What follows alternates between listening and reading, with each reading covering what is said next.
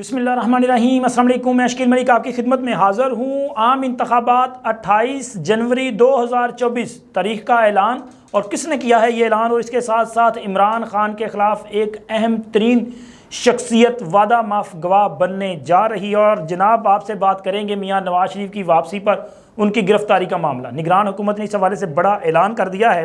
तो वीलॉग का करते हैं आगाज़, और सबसे पहले बात करेंगे इलेक्शन के मामले पे। और इलेक्शन के मामले के हवाले से बताता चलूँ कि आज इलेक्शन कमीशन की तरफ से एक अहम कुछ हदायत जो हैं वो जारी की गई हैं। चूँकि इलेक्शन प्रोसेस का आगाज़ हो चुका है, तो इलेक्शन कमीशन की तरफ से जो इलेक्शन रूल्स हैं इसमें 18 शिकों में तब्दीली की गई है। इस हवाले से इलेक्शन कमीशन ने इंतखाबी रूल्स में तब्दीली की मंजूरी दी है, और इलेक्शन कमीशन ने 5 नए फॉर्म भी जारी किए हैं। इसी तरह सियासी जमातों और उम्मीदवारों में तरमीम शुदा जो रूल्स हैं इसके हवाले से 15 रोज़ में यानी कि 7 अक्टूबर तक एतराज़ात आयद कर सकते हैं। जो नए रूल्स हैं ये उनको मोहलत दी गई है कि अगर आपको एतराज़ात हैं किसी भी किस्म के तो आप वो फाइल कर दें, ताकि इलेक्शन कमीशन इन पर नज़र षानी कर सके। और इसी तरह इलेक्शन कमीशन ने इलेक्शन अखराजात के लिए बैंक अकाउंट से मुतल्लिक रूल्स में भी कुछ तब्दीली की है। ये वैसे बड़ा अच्छा काम किया है इन्होंने।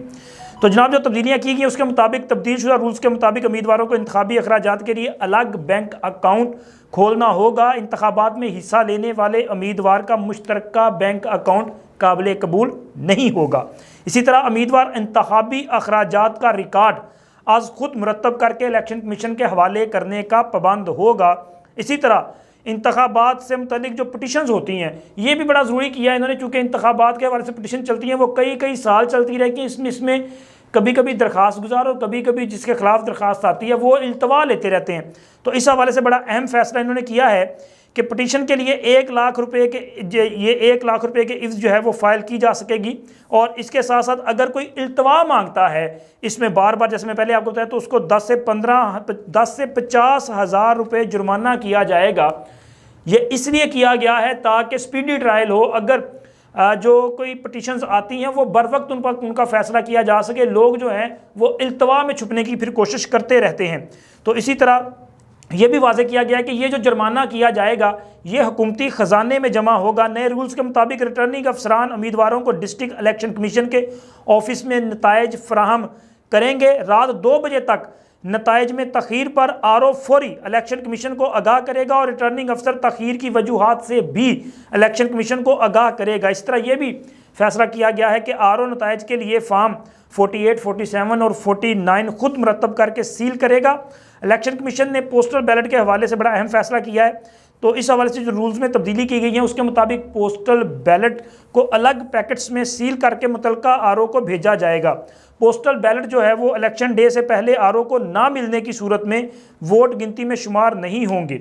ये अहम फैसले किए गए हैं। एक तो इसका फ़ायदा ये होगा कि देखें, ये चूँकि इलेक्शन प्रोसेस का आगाज़ कर दिया गया है, अब अगर किसी भी शख्स को जो इलेक्शन लड़ना चाहता है उनको किसी भी तब्दीली पर कोई एतराज़ है तो वो इस पर अपना जो है वो एतराज़ दाखिल कर देगा।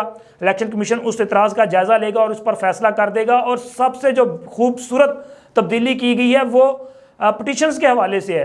ये जो इंतखाबी उज़रदारियाँ आती हैं ना, ये कई साल, मतलब 5 साल एक असम्बली की मियाद है, लेकिन ये उज़रदारियाँ 10-10 साल चलती रहती हैं।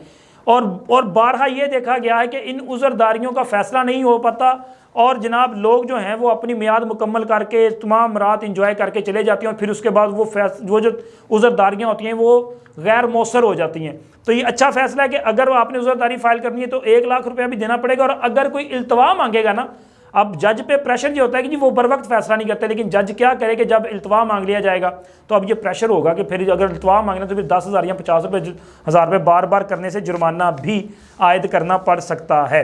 और जनाब इसके बाद चूँकि इंतखाबात की तारीख यकीनन आप जानना चाहेंगे कि ये किसने अनाउंस किया, तो ये मैं आपको आगे चल के बताता हूँ। लेकिन इसके बाद हम बात करेंगे अल कादर ट्रस्ट के हवाले से। इमरान खान के ख़िलाफ़ ये केस जो है वो अपना इस वक्त इंक्वायरी की स्टेज पे है, वहाँ पे तहकीकात की जा रही हैं, शवाहिद इकट्ठे किए जा रहे हैं।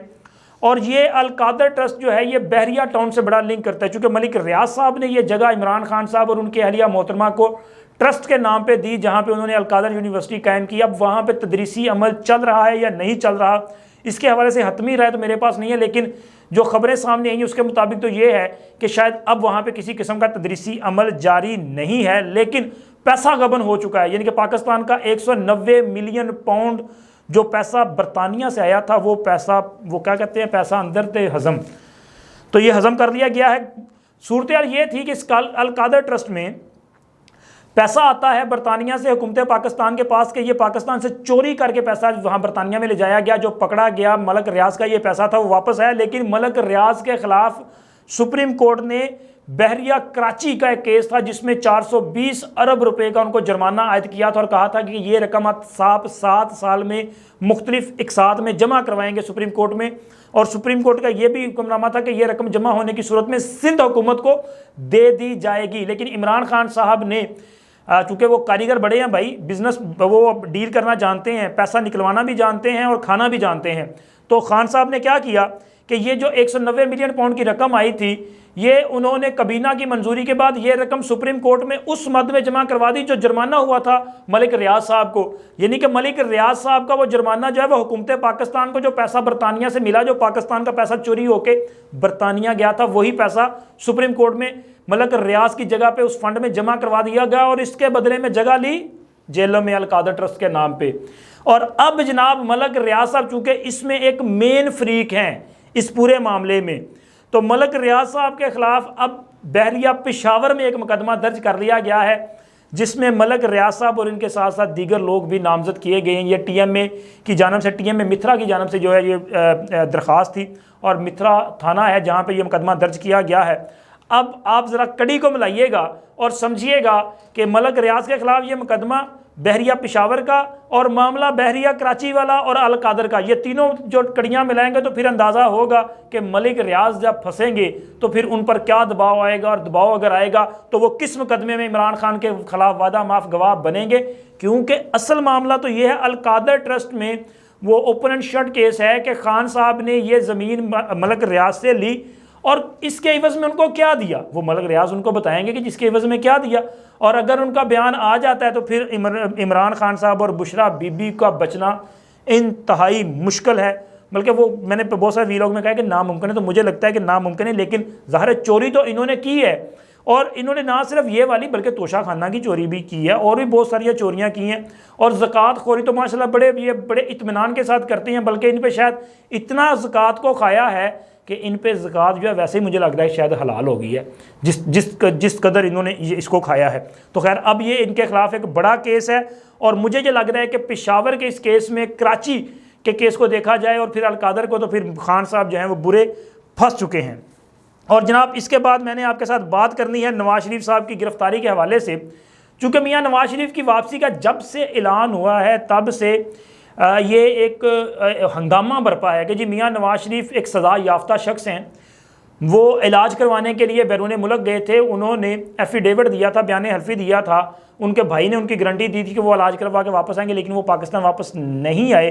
अब अगर वो वापस आते हैं तो एक सज़ा याफ्ता शख्स को फौरी तौर पर गिरफ्तार करके जेल में बंद किया जाएगा।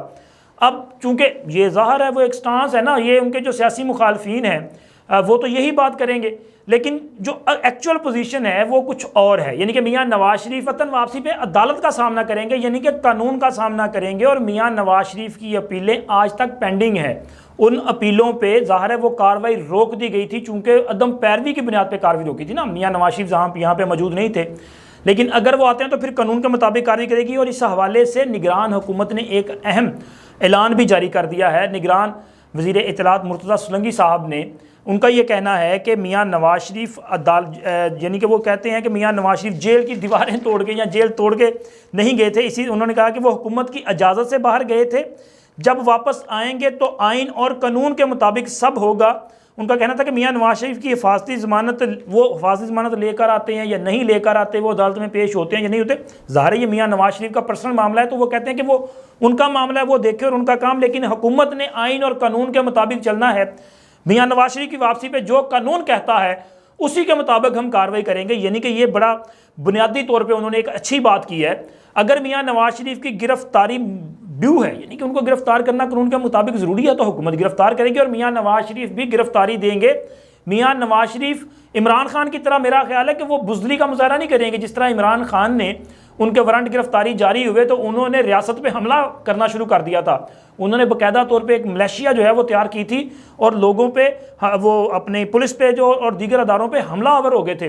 2 मरतबा उन्होंने बाकायदा तौर पे रियासत के साथ लड़ाई की थी। लेकिन इसकी अगर आप दूसरी तरफ मियाँ नवाज शरीफ को देखें तो मियाँ नवाज शरीफ तो जब उनके खिलाफ फैसला आया था तो मियाँ नवाज शरीफ को गिरफ्तारी देने के लिए खुद लंदन से बेटी का हाथ पकड़ के लाहौर पाकिस्तान आ गए थे। त्यारे से उनको गिरफ्तार किया गया, बिल्कुल गिरफ्तारी उन्होंने दी। तो ये कहना कि जी मियाँ नवाज शरीफ गिरफ्तारी से डर जाएगा, नहीं आएगा, तो भाई मियाँ नवाज शरीफ ने आना है। ये अटल फैसला है, गिरफ्तारी होनी है नहीं होनी ये अलग मामला है। अगर वो गिरफ्तार आने से कबल अदालत के सामने उनकी तरफ से ये यकीन दहानी करवा दी जाती है, उनके वकला वहाँ पे दरख्वास्त लेके जाते हैं, अपील दायर की जाती है, उनसे जो है वो कहा जाता है कि जी वो सरेंडर करना चाहते हैं, उनको हिफाजती ज़मानत दे दी जाए, उनको ये यकीन दहानी दे दी जाए कि उनको गिरफ्तार नहीं किया जाएगा और वो अदालत के सामने पेश हो जाएंगे। तो क्या ये तमाम चीज़ें, ये तमाम सहूलियत इमरान खान को नहीं मिली? कई बार मिली हैं। तो अगर एक बार नवाज शरीफ ये सूरत ले लेंगे तो कोई क़यामत नहीं आ जाएगी, वो पेश हो जाएंगे। और हुकूमत ने भी वाज़ेह किया है कि कानून के मुताबिक जो है वो फैसला किया जाएगा। और कानून फिर ज़ाहिर है अगर इमरान खान के लिए ये कानून हो सकता है तो बाकी लोगों को रिलीफ क्यों नहीं मिल सकता। और बिल्कुल आखिर में बात करेंगे कि आम इंतखाबात 28 जनवरी 2024 को करवाने का दिन है। यह जनाब दिन डिसाइड कर लिया गया है और ये कहना है पीपल्स पार्टी के एक रहनुमा है जनाब मंजूर वसान साहब। और मंजूर वसान साहब वो शख्सियत हैं कि जो अक्सर इस तरह के दावे करते हैं और कई एक उनके सच्चे भी खैर साबित हुए हैं। वो कहते हैं कि मैंने ख्वाब देखा और उनके ख्वाब सच्चे भी हो जाते हैं। और मंजूर वसान साहब ने इस हवाले से जो है वो लब कुशाई की है और उनका ये कहना है कि पाकिस्तान में चूँकि अभी तक डेट अनाउंस नहीं ना हुई, आखिरी हफ्ता अनाउंस हुआ है जनवरी का आखिरी हफ्ता कि उसमें इंतखाबात कराए जाएंगे। और वो कहते हैं कि मेरी पेशन गोई है कि 28 जनवरी 2024 पाकिस्तान में इलेक्शन का दिन है। इसके साथ साथ वो ये भी कहते हैं कि आम इंतखाबात में पीपल्स पार्टी और नून लीग में सख्त मुकाबला होगा। और वो तो इसमें मतलब तहरीक इंसाफ को कंसीडर नहीं कर रहे यार। हालांकि तहरीक इंसाफ एक सियासी हकीकत है। हाँ, इलेक्शन में क्या सिचुएशन होगी ये वाकई ही जो पहली बार नज़र आएगा कि इमरान खान क्या वाकई ही तहरीक इंसाफ को एक सियासी जमात बना पाए हैं या नहीं। क्योंकि मुझे ये लगता है कि तहरीक इंसाफ की सियासी जमात नहीं है बल्कि ये इमरान लवर्स क्लब है, इमरान फ़ैन क्लब है जिसमें इमरान खान के चाहने वाले हैं। बस इमरान खान के अलावा वो किसी और के पीछे खड़े होने के लिए तैयार नहीं है। और इन इंतखाबात में इमरान खान नज़र नहीं आ रहे। ये भी बात 100% जो है वो कंफर्म है कि इमरान खान इन इंतखाबात में बतौर पार्टी चेयरमैन भी नज़र नहीं आ रहे और बतौर उम्मीदवार भी नज़र नहीं आ रहे, चूँकि वो जेल में हैं और उनके खिलाफ मुकदमात एक नहीं कई संगीन मुकदमात हैं जिन पे कार्रवाई जारी है। साइफर का मुकदमा है, तोशा खाना का मुकदमा है, अभी तो 9 मई के मुकदमे भी नामजद हो चुके हैं। अलकादर के मुकदमा भी इनके खिलाफ जो वो तकरीबन उसमें भी ये बस वादा माफ गवाह जो मैंने आपको बताया है वो बनने की देर है। ये भी मामला जो है वो अपने मंतकी इंजाम तक पहुँच जाएगा। तो डेट तो वो कह रहे हैं कि हो सकता है कि 28 जनवरी ही हो, लेकिन इमरान खान उसमें नहीं होगा। और ये पीटीआई का इम्तिहान है कि क्या वाकई ही वो एक सियासी जमात है या फ़ैन क्लब है। देखते हैं कि वो इसमें किस हद तक कामयाब होते हैं। अब तक के लिए इतना ही। अल्लाह हाफिज़।